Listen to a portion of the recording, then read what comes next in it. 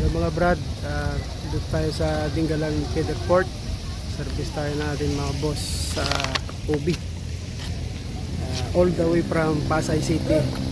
Nakarating dito sa Dingalan. Masarap dito sa Dingalan. Sarap yung feelings kasi nandito ka sa tabing dagat. Ito pakita ko sa iyo yung feeder port na sinasar.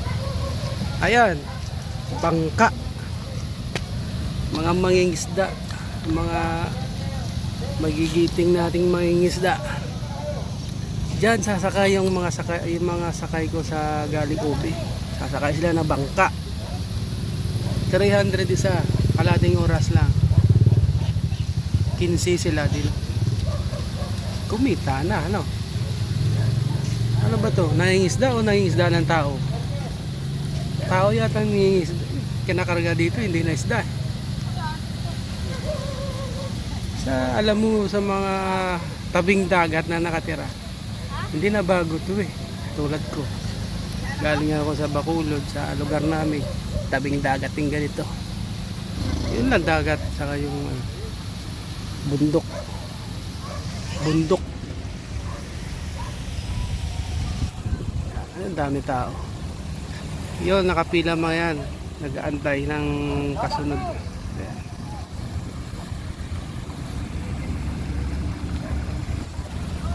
Masarap lang sa paminsan-minsan makalanghap ng fresh air dito sa dagat, sa kabundok. Hindi ko kakalain ako makukuha ang service nila Kaya tuloy ako na dito, susulong nagpipiknik ko. Baon tayo ng kape.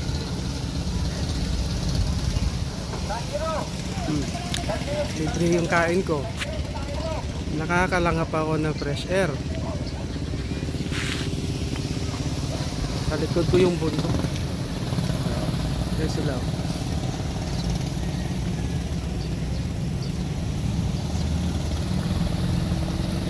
Maganda ang view. Dagat sa bundok. Pero maraming dagat, malapalang dagat dun sa maraming bangka. Yun lang, walang bundok. Kaya maganda rin.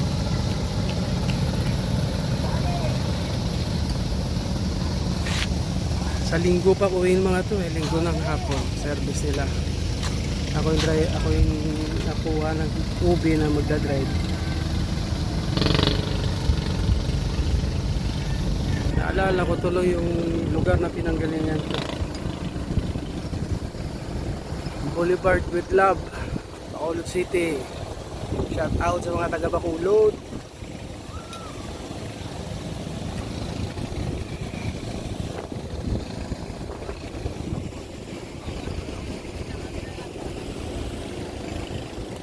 Yan yung service namin. Boat. Bye-bye mga pugi. Mga pugi. Anak ng teteng.